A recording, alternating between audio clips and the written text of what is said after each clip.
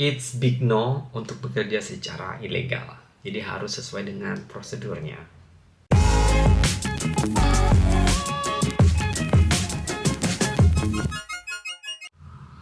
Halo Sobat Aris Venture, selamat datang kembali di channel aku dan cincau dari Vietnam. Semoga kalian semua dalam keadaan baik, sehat, dan pastinya bahagia selalu. Oke, untuk video kali ini aku dedikasikan khusus buat teman-teman. Aduh, kenapa ini? Oh no.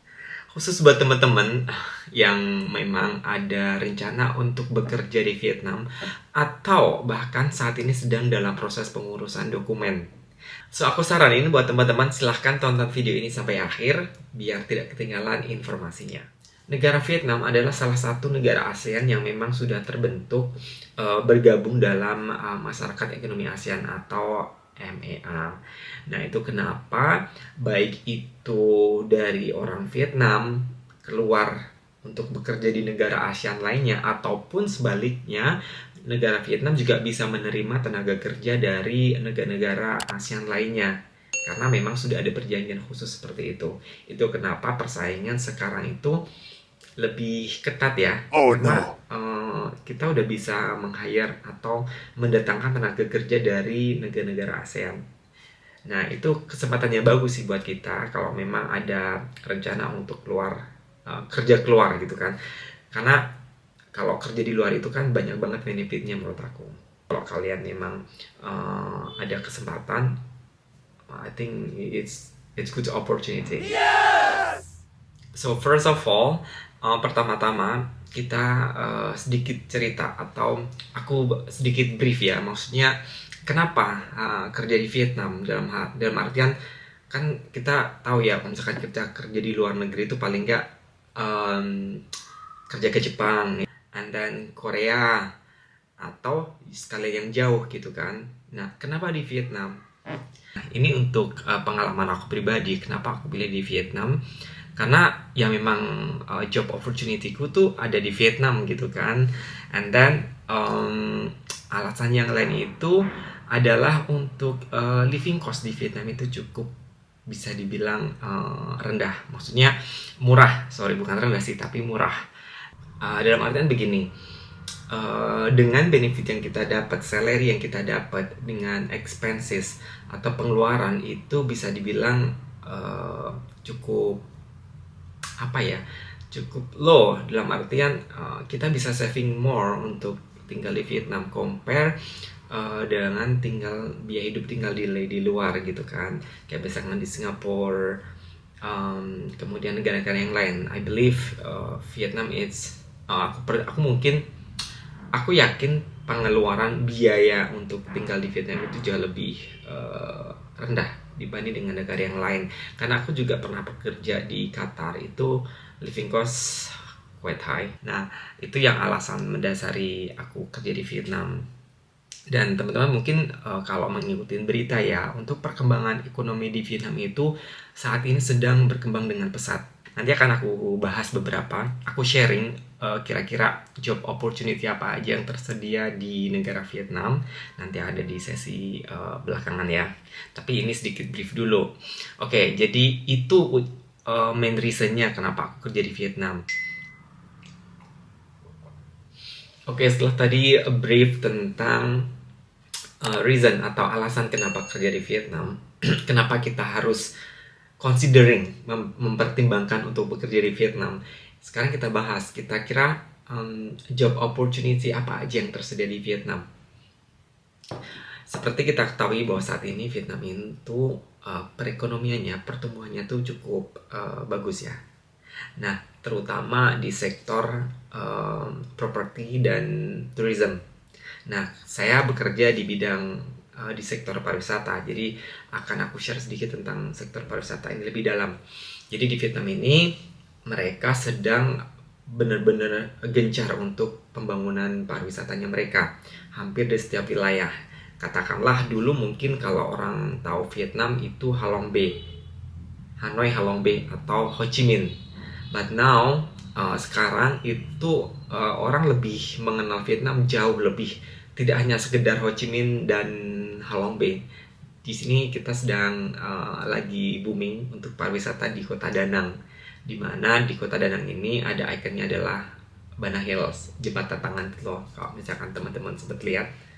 Nah, itu salah satunya. Jadi sektor pariwisata itu saat ini banyak ada pekerjaan, lowongan pekerjaan di sektor ini, mulai dari travel agency, tour operator, kemudian hotel, atau di restoran.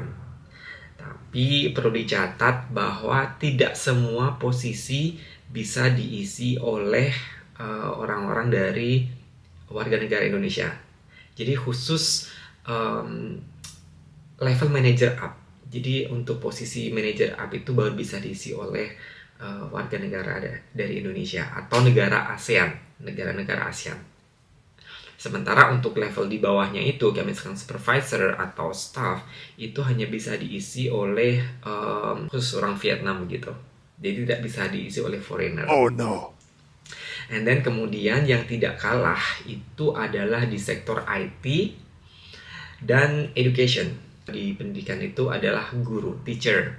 Jadi di Vietnam ini banyak banget job opportunity untuk mengajar. For the next one, selanjutnya persyaratan untuk bisa kerja di Vietnam itu pastinya adalah memiliki ijazah sarjana, atau kalau misalkan teman-teman diploma D3 itu pun sebenarnya bisa, dengan catatan harus melampirkan beberapa supporting dokumen atau dokumen-dokumen pendukungnya, misalkan nih untuk work experience-nya itu minimal 3 tahun. Work experience ini harus pengalaman kerja di luar dari negara kita tinggal. Kayak misalkan kita kan orang Indonesia, jadi minimal kita punya pengalaman kerja di luar dari Indonesia itu minimum 3 tahun. Nah, itu baru bisa nanti dibarengi dengan dokumen yang lainnya, karena ini kan sebagai penguat bahwa memang kita adalah tenaga yang expert atau skill employer ya, tenaga kerja yang mempunyai skill atau kemampuan. Itu baru bisa kita nanti apply untuk kerja di Vietnam. Kemudian untuk selanjutnya pastinya kita harus ada work permit dan temporary resident. Temporary resident itu maksudnya izin tinggal sementara. Nah, biasanya untuk temporary resident ini kita bisa urus setelah kita mendapatkan work permit. Untuk work permit sendiri ini berlaku selama 2 tahun. Work permit itu nanti akan diurus oleh kantor dari company yang meng-hire kita, yang merekrut kita gitu kan. Jadi kita tidak perlu pusing-pusing. Dari sisi kita itu hanya cukup mempersiapkan dokumen-dokumen saja. Seperti yang sempat aku singgung di awal tadi, untuk persyaratan yang pertama itu adalah ijazah. Jadi ijazah education certificate itu kita perlu untuk dilegalisir oleh Kemenhukam dan dinotarize. Nah, untuk ijazah kan biasanya kalau punya aku sih sekarang masih dalam bahasa Indonesia. Mungkin ada teman-teman yang sudah mempunyai ijazah dalam bahasa Inggris, that would be great, karena tidak perlu lagi untuk ditranslate oleh word translator. Nah, untuk case aku, itu ijazahku masih dalam bahasa Indonesia, jadi aku harus translate ke dalam bahasa Inggris. Nah, untuk translate itu nanti bisa kita menggunakan jasa word translator. Itu biasanya nanti kita datang tuh ke tempat itu, kemudian kita bilang purpose-nya untuk apa, dari mereka udah tahu, nanti sama mereka udah disiapin, ditranslate, kemudian dinotarize. And then kemudian yang kedua itu kita harus menyiapkan SKCK atau criminal report. Nah, SKCK, kalau untuk SKCK ini biasanya kalau kita proses sudah sampai Polda itu udah dalam 2 bahasa, dalam bahasa Indonesia dan dalam bahasa Inggris. Nah, nanti dari kita itu hanya cukup untuk dilegalisir saja oleh Kemenhukam. Dan yang paling utama pastinya kita harus punya paspor. Of course, ketika kita mau ke luar negeri pasti ini harus ada. Jadi aku tidak terlalu mention ya untuk paspor, karena memang ini adalah syarat utamanya. Oke, jadi semuanya sudah ada SKCK, and then apa tadi aku bilang, work experience certificate atau surat pengalaman kerja, kemudian ijazah, itu semua dilegalisir di Kemenhukam. Kemudian nanti setelah dilegalisir oleh Kemenhukam, ketika kita sampai Vietnam itu harus dilegalisir lagi oleh kedutaan. Nah, nanti dari pihak kedutaan sudah tahu ini purpose-nya untuk apa. Biasanya mereka akan kasih kayak semacam form gitu untuk kita isi. Nah, kita submit nih dokumennya beserta dengan paspor. Kira-kira 1 hari udah jadi sih. Jadi nanti akan dibantu oleh staff dari kedutaan. Oke, jadi untuk beberapa dokumen tadi yang aku mention, yang aku sebutkan, itu teman-teman siapkan. Kemudian untuk next step-nya, kita juga harus melakukan medical check-up. Nah, medical check-up ini ada 2 cara, ada 2 opsi ya. Teman-teman bisa melakukan medical check-up di Indonesia ataupun di Vietnam. Tapi kalau aku saranin sih better untuk medical check-up dilakukan di Vietnam.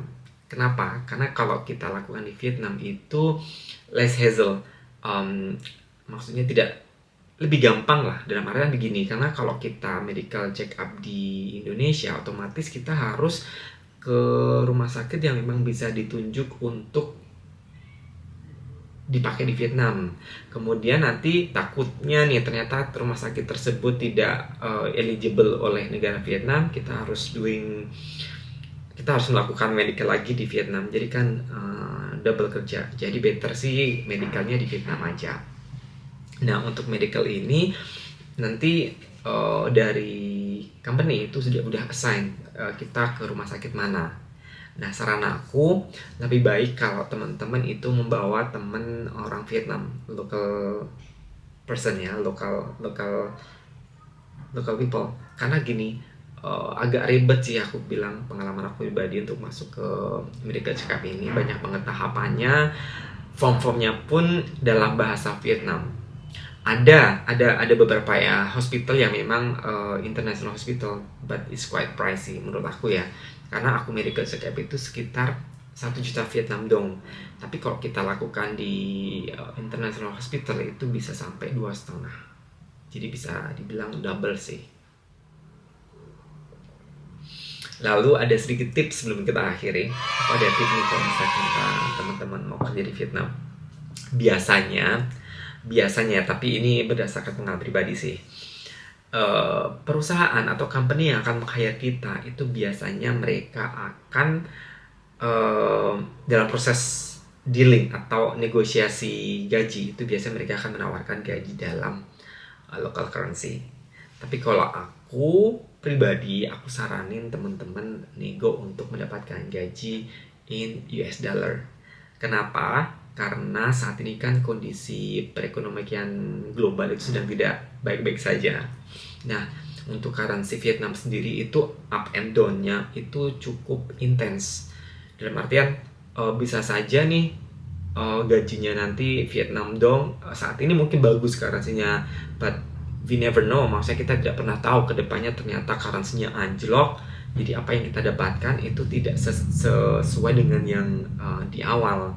Tapi kalau kita patok gaji kita dengan US dollar, itu bisa dibilang lebih chance untuk down-nya itu kecil sih menurut aku. Jadi tips aku sih bisa kalian coba untuk negosiasi untuk mendapatkan salary in US dollar.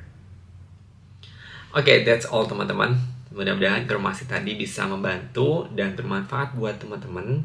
Dan mungkin kalau ada teman yang sedang lagi proses pengurusan dokumen untuk bekerja di Vietnam, aku doakan semoga semuanya lancar. Dan jika ada yang ingin ditanyakan, teman-teman bisa follow IG aku di arisventure.id atau bisa juga melalui Facebook. Insya Allah nanti akan aku bantu reply dan aku share sebisa mungkin ya yang aku tahu. Terima kasih and sampai ketemu lagi di video berikutnya. Ciao ciao.